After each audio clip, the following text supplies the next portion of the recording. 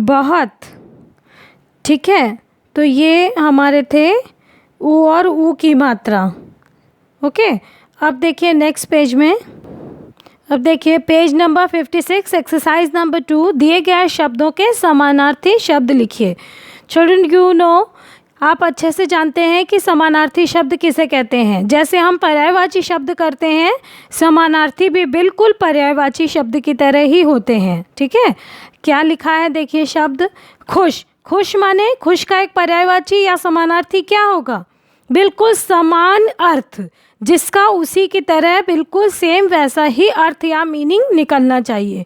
खुश का प्रसन्न, माँ जननी, बूढ़ा वृद्ध, दया करुणा, इच्छा चाह, वक्त समय, इंतज़ार प्रतीक्षा, ठंड शीत, मदद सहायता, ज़्यादा अधिक। ठीक है, तो ये थे आपके समानार्थी शब्द। ये भी आपको बुक में ही करना है, जैसे मैंने करके दिखाया है, बिल्कुल आपको बुक में इसको करना है। ठीक है, अब देखिए एक्सरसाइज नंबर 3। दिए गए वाक्यांशों के लिए एक शब्द चुनकर लिखिए। इसमें भी मैंने 1 2 3 4 आपको करके दिखा दिया है, आप यहाँ पे लिखेंगे, खुद ही लिखेंगे।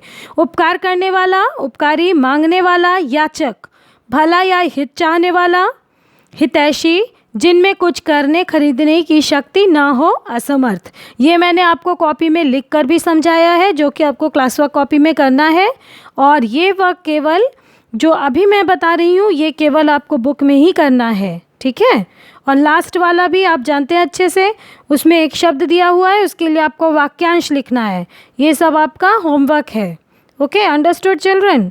आई होप कि सबको ये चीज़ समझ में आ गया है कि क्या क्या आपको क्लास वर्क कॉपी में करना है। आपको क्लास वर्क कॉपी में केवल question answers, hard words, word meaning, question answers and 1 words, वाक्यांश के लिए एक शब्द जो मैंने लिख दिया है कॉपी में 1 to 17, वो आपको क्लास वर्क कॉपी में करना है। उसके अलावा कुछ भी नहीं करना है इस चैप्टर में। ओके,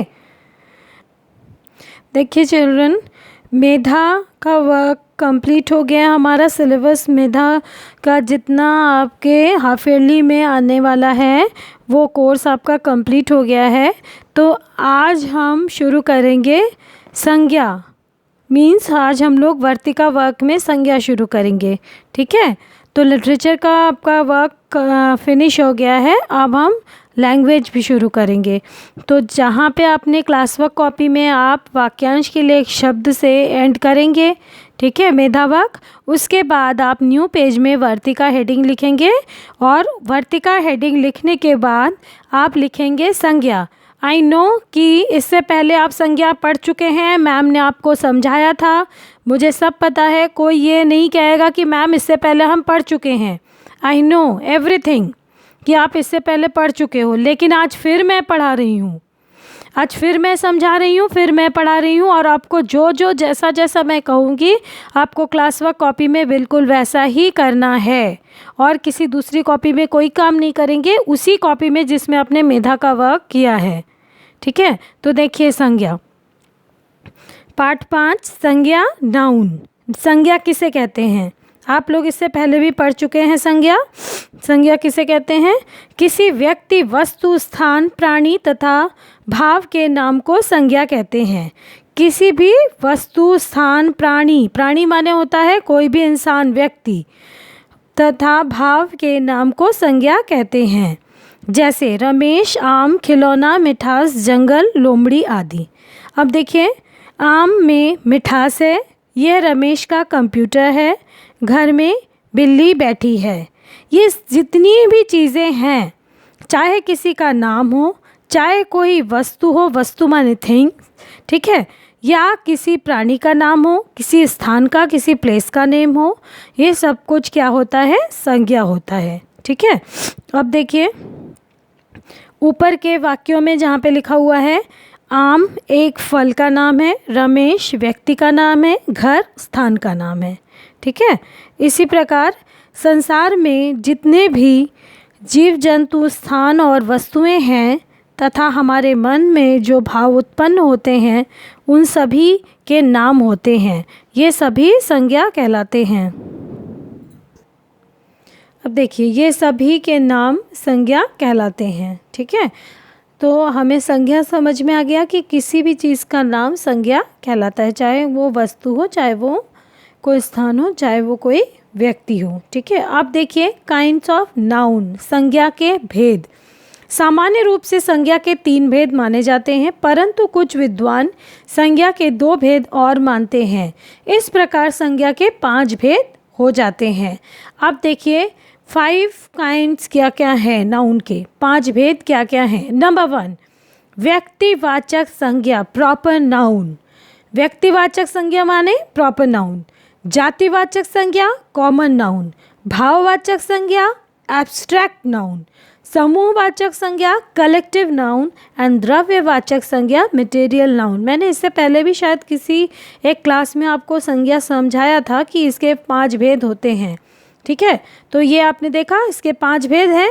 अब देखिए नेक्स्ट पेज नंबर 21 में देखिए, नंबर 1, व्यक्तिवाचक संज्ञा, प्रॉपर नाउन।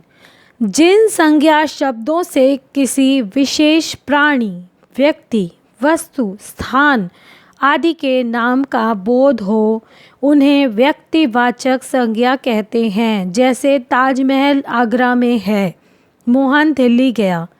अब आप ये कहेंगे कि व्यक्तिवाचक संज्ञा यहाँ पे क्या है।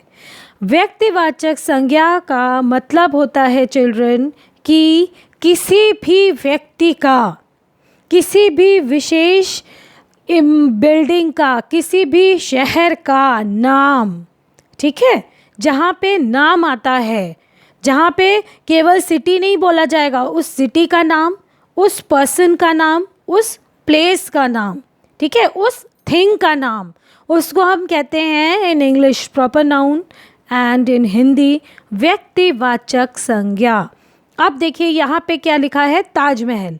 ताजमहल किसका नाम है? एक विशेष इमारत का नाम है, जिसको आप अच्छे से जानते हैं कि एक विशेष इमारत का नाम है। आगरा एक विशेष शहर स्थान का नाम है।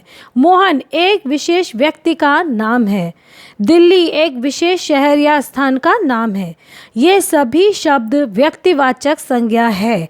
अब आप कहेंगे कि यहाँ पे विशेष क्यों लिखा है? विशेष का मतलब ये नहीं कि कोई स्पेशल व्यक्ति है या स्पेशल कोई सिटी है, ऐसा कुछ नहीं है, ठीक है। यहाँ पे किसी एक का नाम बताने के लिए यहाँ पे